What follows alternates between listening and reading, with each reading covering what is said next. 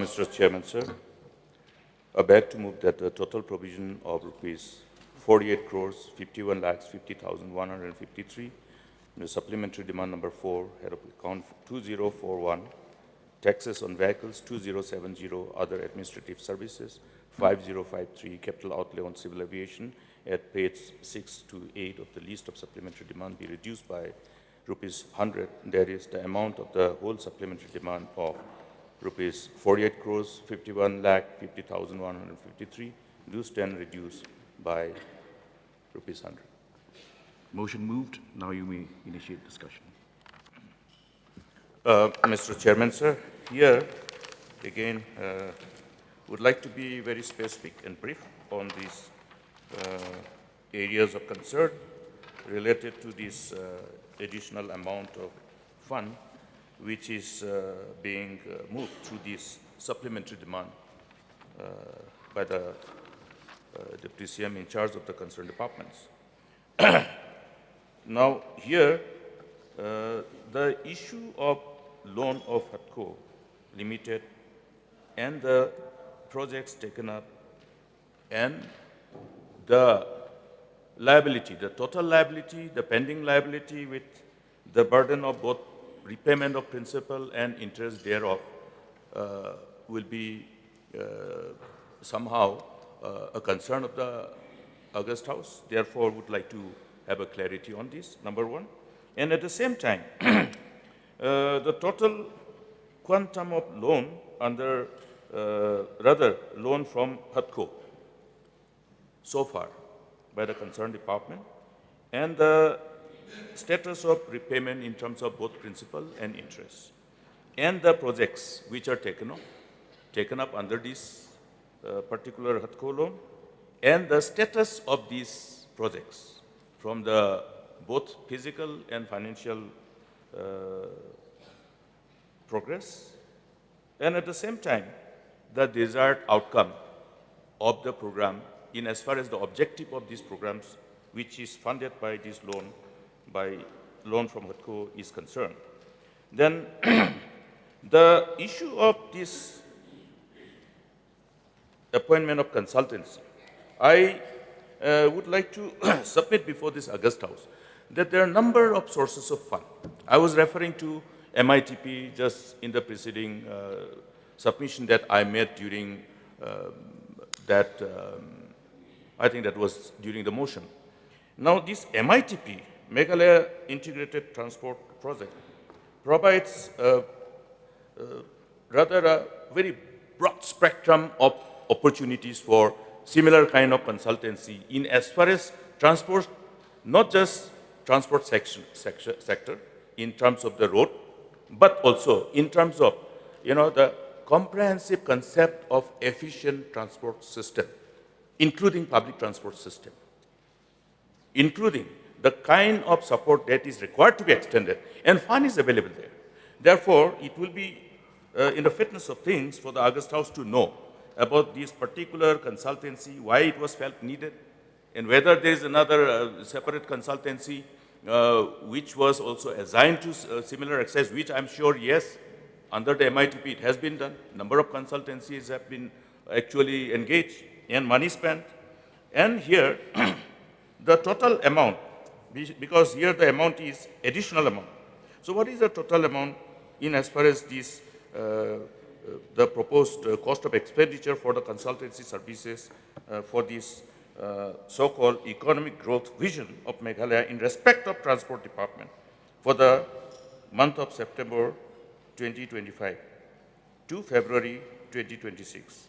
So clarity on the quantum of money that has been projected to be spent and the need for this in view of the fact which I have just narrated preceding to this, and at the same time since payment schedule is also reflected, where is the explanatory notes indicate that all bills certified or payment and are ready for disbursement during the current year. That means it is obvious that the whole work as far as the work assigned to the consultant has been already completed.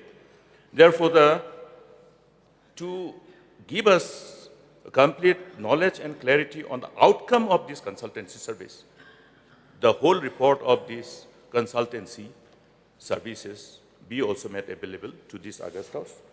And as I've said, to give that clarification as to why it was required. Then another one is on the fund that is projected for the land for Shillong Airport, rather Umroi, Shillong Airport. Here, there has been a number of times, Mr. Chairman, sir, you will yourself recollect when you were the chairman of the Public Accounts Committee, how a collective endeavor has been made to ensure that this particular airport is capable of allowing landing of bigger aircraft. And subsequent to that, all the due diligence, in fact, even Honorable, the judiciary also did intervene in as far as this expansion and upgradation of this airport is concerned, keeping in mind the importance of this airport. But I am quite tempted to have this question, because after land acquisition, what is the exact total area of land that is required? And how much has been already made available?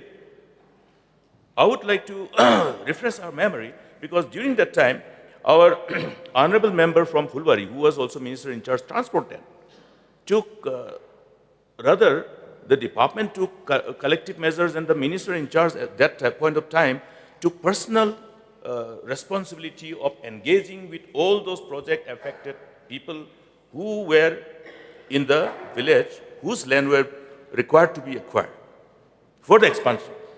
And we had a program. I attended that program when the whole land which was already acquired was handed over to Airport Authority of India. And subsequent to that, whatever land swapping was required in order to enable the defense to provide that parcel of land which belonged to defense also was done. And in fact, a huge amount of money was actually spent by the government in order to have that another land acquisition of land which was required to be provided to the defense as in the land swapping exercise. So number of measures have taken place, but this land acquisition process doesn't seem to end. Therefore, this particular